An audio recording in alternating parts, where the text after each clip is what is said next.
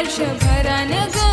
माय माझी आईने घरान ग सोड पावली वर्षभरान ग